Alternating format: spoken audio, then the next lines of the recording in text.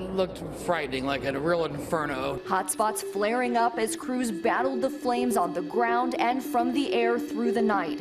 This as California recovers from several destructive wildfires last month.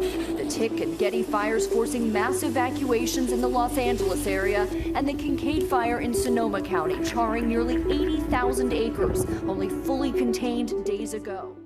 China has the fastest and largest high-speed rail network in the world.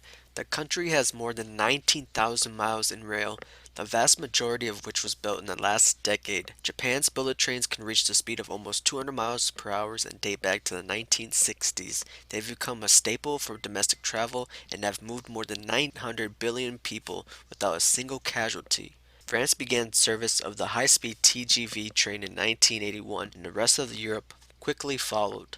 From Melbourne to Greater Shepparton. They built 8 inland cities that way, the high-speed rail connecting Melbourne, Canberra and Sydney through those new regional hubs. If this is all sounding familiar, that's because every federal government since 1980 has considered a fast train, and each time the economics just didn't stack up.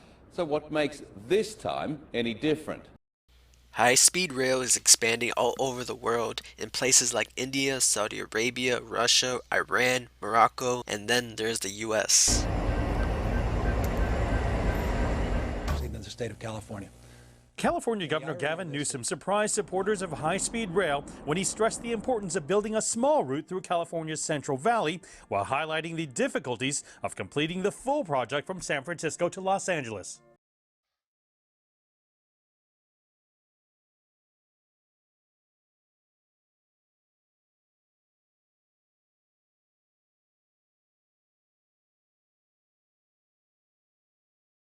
People need help.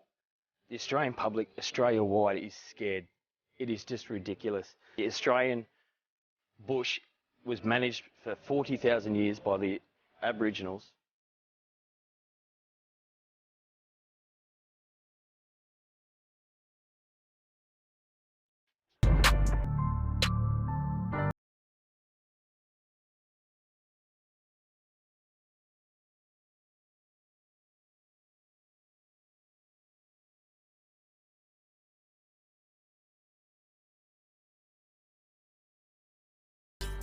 In California, there is smoke rising over the mansions and movie studios of Hollywood from a fresh wildfire. Overnight, firefighters battling a new wildfire in Los Angeles. It was crazy, and it just looked like it enveloped the entire side of the mountain. The Barham fire burning more than 30 acres in the heart of Hollywood. Flames raging just across the street from the Warner Brothers studio lot. Some production companies and film crews evacuating. The fire spreading into Griffith Park. Plumes of smoke visible for miles, towering over the iconic Hollywood sign and downtown Los Angeles. But unlike with those fires, wind is fortunately not a factor this morning, so fire crews expect to make significant progress containing this fire today. The U.S. used to be one of the world's global leaders in rail, but after World War II, there was a massive shift. If you look at the United States prior to 1945, we had a very extensive rail system everywhere. It all was working great, except the number of companies in the auto and oil industries decided that for them to have a prosperous future, they really needed to basically help phase out all the rail and get us all into cars. The inflexible rails, permanently embedded in cobblestones, were paved over to provide smooth, comfortable transportation via diesel motor coach.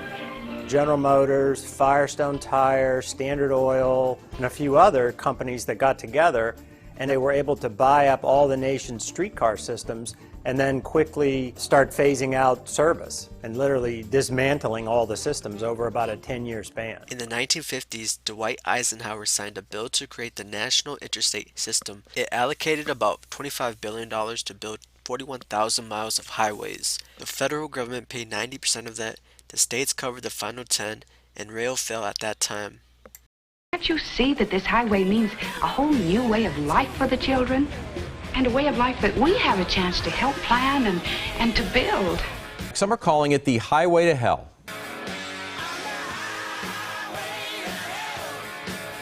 We dedicated a huge amount of dollars to building automobile infrastructure in the middle of the 20th century, and we're still kind of attached to that model of development. We went from a rail-served country to a auto-dependent nation by the 1960s. We've become a car culture, and it's hard to break out of that cycle.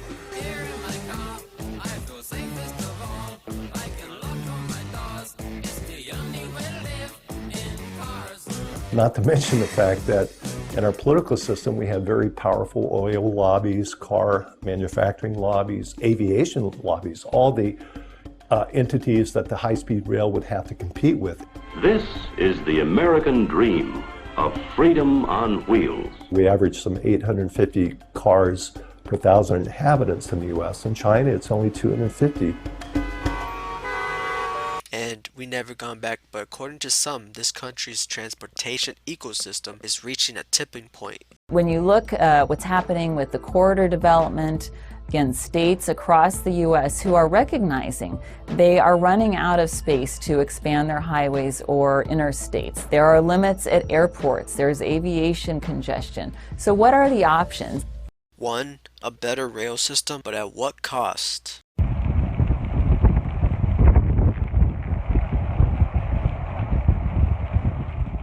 It's largely an environmental good to switch from air traffic and car traffic to electrified high-speed rail. That's a much lower emission way of traveling. Ride the systems all around the world and am jealous. Rod Diridon Sr. served as the former chair of California's High-Speed Rail Authority from 2001 to 2003 and is known as the father of modern transit service in Silicon Valley. This train station in the city of San Jose bears his name. Diridon says the high-speed rail project has had to contend with numerous lawsuits. You have opponents who are concerned about the project because they want to protect their land and they get a better value for the land if they fight. At the same time, we have opponents who are not credible, like the oil companies who don't like high-speed rail because it will reduce the amount of fuel they can sell to short-hop airlines or to automobiles. Diridon believes Governor Newsom is not going to quit on the full project from LA to San Francisco, despite the original estimate of $33 billion that's now ballooned to between $77 and $98 billion, and the date of completion moving from 2022 to 2029. And you can't tell me that the richest state in the richest country in the world can't afford it. When countries like Spain that are going into bankruptcy and Morocco and Turkey can afford high-speed rail. We can afford it. It's a matter of doing it. For generations, Australians have dreamt of building a fast train between Sydney and Melbourne, and a private company says it now has the plan to make it happen. How are you? I'm only shaking your hand if you give more funding to our RFS. So many people here have lost their homes. We need some help. We need more help.